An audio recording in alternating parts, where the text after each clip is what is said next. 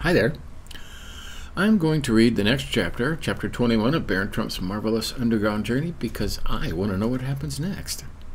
So, this was released early, but that's okay. Watch it when you can. Let's jump over here, and we'll get into it. I want to know what's going on. I dare say, dear friends, that you were puzzling your brains to think out how it was possible for me to row away from the wonderful city of the Formerfolk without running our boat continually ashore. Ah, you forget the keen-eyed Bulger was at the helm, and that it was not the first time that he had piloted me through darkness impenetrable to my eyes. But more than this, I soon discovered that the plashing of my silver oars kept my little friends, the fire lizards, in a constant state of alarm, and although I couldn't hear the cracking of their tails, yet the tiny flashes of light served to outline the shore admirably. So I pulled away with a will, and down this dark and silent river, for there was a current, although hardly perceptible. Bulger and I were borne along the beautiful bark of tortoise shell with its prow of carved and burnished silver. During my sojourn in the land of the Pseudopsies, I had one day, while calling upon the learned Barrelbrow, noticed a beautifully carved silver hand lamp of the Pompeian pattern among his curiosities. I asked him if he knew what it was. He replied that he did, adding that it had doubtless been brought from the upper world by his people, and he begged me to accept it as a keepsake. I did so. Upon leaving the city of silver, I filled it with fish oil and fitted a silken wick to it. It was well that I had done so, for after a while the fire lizards disappeared entirely, and Bulger and I would have been left in total darkness had I not drawn forth my beautiful silver lamp, lighted it, and suspended it from the beak of the silver swan which curved its graceful neck above the bow of our boat. After lying on my oars long enough to set some food before Bulger and partake of some myself, I again started on my voyage down the silent river, no longer shrouded in the impenetrable gloom. I had not taken over half a dozen strokes when suddenly one of my oars was almost twisted out of my hand by a vicious tug from some inhabitant of these dark and sluggish waters. I resolved to quicken my stroke in order to escape another such wrench, for the silver oars fashioned by the Pseudopsies for me were a very delicate make, intended only for very gentle usage. Suddenly another vicious snap was made at my other oar, and this time the animal succeeded in retaining its hold, for I dared not attempt to wrench the oar out of its grip for fear of breaking it. It was a large crustacean of the crab family, and its milk-white shell gave it a ghost-like look as it struggled about in the black waters, fiercely intent to keep its hold upon the oar. The next instant a similar creature had fastened firmly upon my other oar, and there I sat helpless. But worse than this, the dark waters were now fairly alive with these white armored guards of this underground stream, which apparently bent upon setting an immediate end to my progress through their domain. They now began a series of furious efforts to lay hold of the sides of my boat with their huge claws, but happily its polished surface made this impossible for them to accomplish. Up to this moment Bulger had not stirred a muscle or uttered a sound, but now a sharp growl from him told me that something serious had happened to his end of the boat. It was serious indeed, for several of the largest of the fierce crustaceans had laid hold of the rudder and were wrenching it from side to side as if to tear it off. Every attempt, of course, caused a tug of the tiller ropes and held between Bulger's teeth, but bracing himself firmly, he resisted their furious efforts as well as he could, and succeeded in saving the rudder for the time being. All of a sudden our frail bark shell crashed into some sort of obstruction, and came to a dead standstill. Peering into the darkness, to my horror I saw that the wily enemy had spanned the river with chains made up of living links, by each laying hold of each other's claw.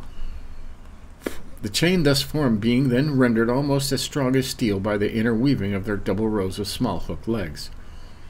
Our advance was not only blocked, but death, an awful death, seemed to be staring us in the face.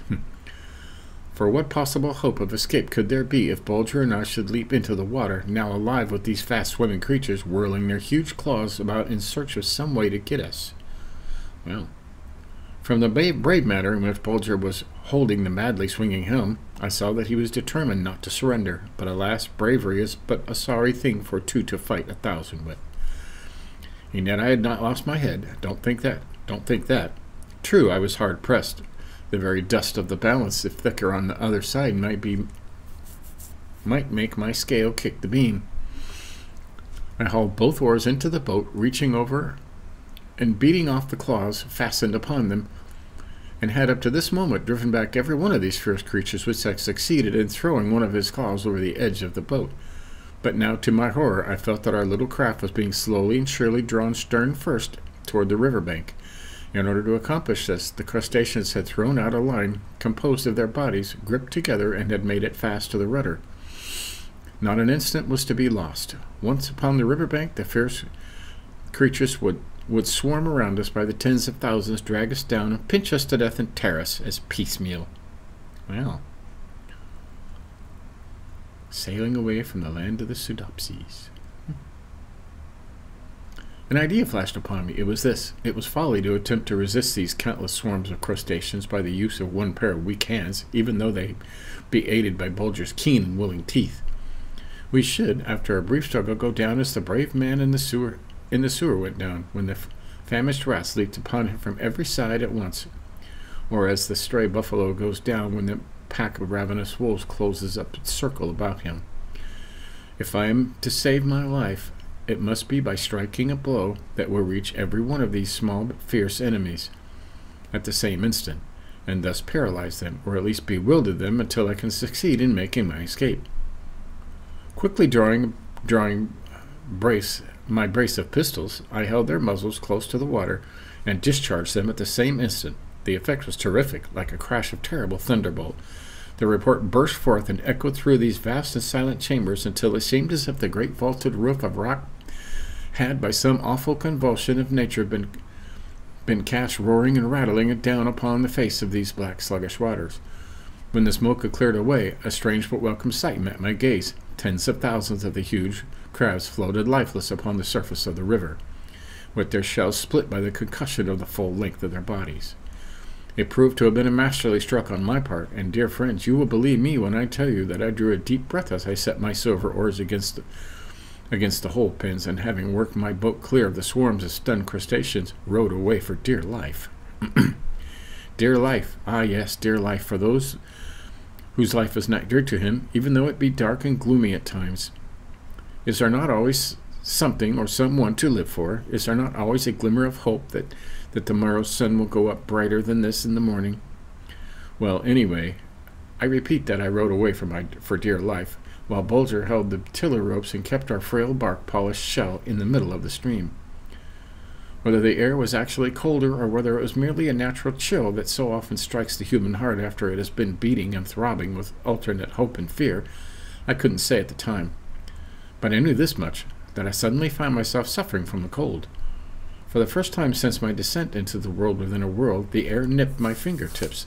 That soft, balmy, June-like atmosphere was gone, and I made haste to put on my fur-trimmed topcoat, which I had not made much use of lately. At that moment one of my oars struck against some hard substance floating in the waters. I put out my hand to feel of it. To my great surprise, it proved to be a lump of ice, and very soon another went floating by us. We were most surely entering a region where it was cold enough to make ice. I was not sorry for this, for to tell the truth, Bulger and I were both beginning to feel the effects of our long sojourn in the rocky chambers of this underworld, whose atmosphere, though soft and warm, yet lacked the elasticity of the open air. Ice caverns would be a complete change, and the cold air would no doubt send our blood tingling through our veins, just as if we were out a-sleighing in the upper world on a winter's night, when the stars twinkle over our heads and the snow crystals creak beneath our runners. Soon now, huge icicles began to dot the roof of the rock that spanned the river, and shafts and columns of ice dimly visible along the shore seemed to be standing there like silent sentries, watching our boat as it threaded its way through the ever-narrowing channel.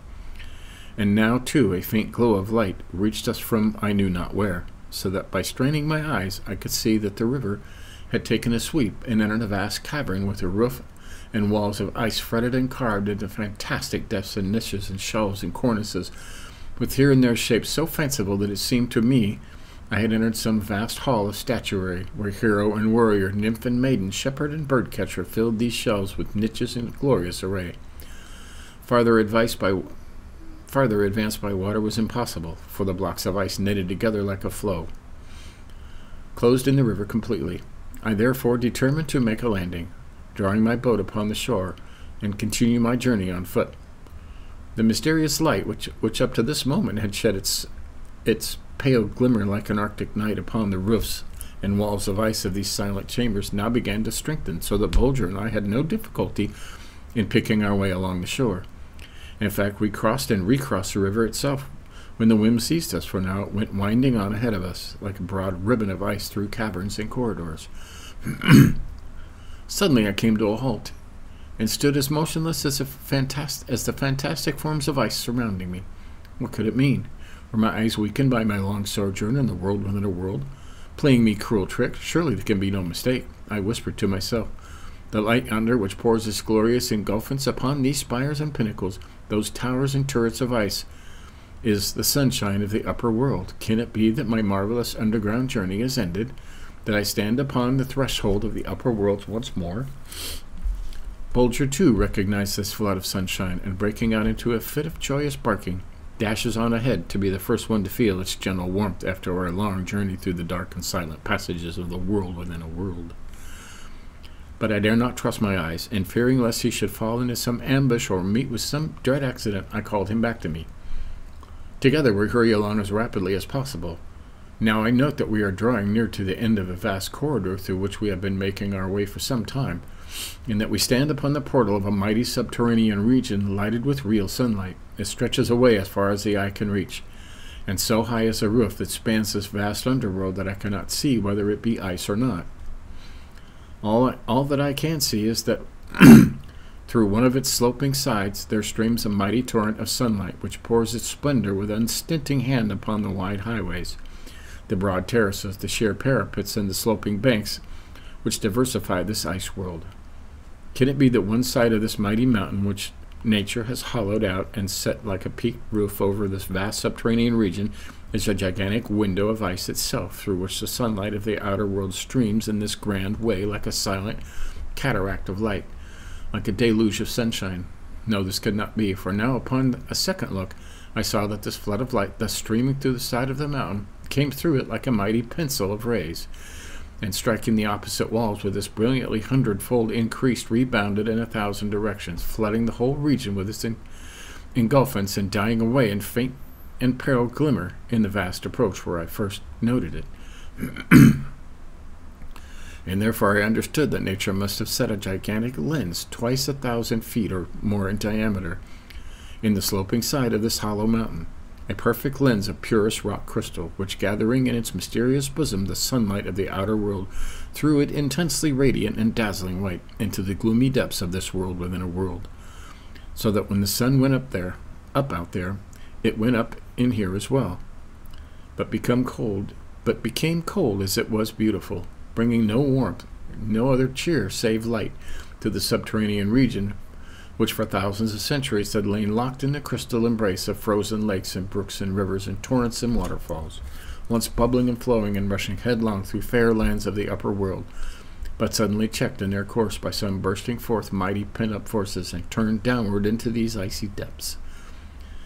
Condemned to everlasting rest and silence, their crystals locked in a sleep that never would know an awakening, mocked in their dreams by this mysterious sunlight that came with the smile of the fair winsome look of the real, and yet was so powerless to set them free as it once did when the springtime came in the upper world.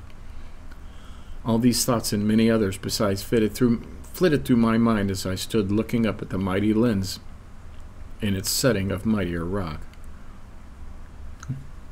And so deeply impressed was I by the sight of such a great flood of sunlight pouring through the gigantic hole's eyes which nature had set in the rocky side of the hollow mountain peak and illuminating this underworld, that the longer I gazed upon the wonderful spectacle, the more firmly enthralled my senses became by it.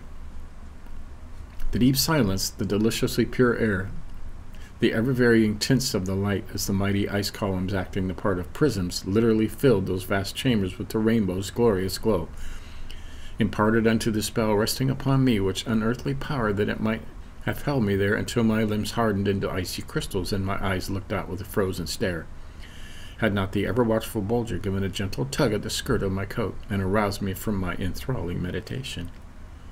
Wow. So, that was chapter 21. That was interesting. I don't want to stop there, but we should, because I want to make these, you know, I want to cut it up into 15-minute segments. So we did, that was 21. That was exciting. He's in someplace new. I can't wait to see what happens next. Stay tuned. See ya.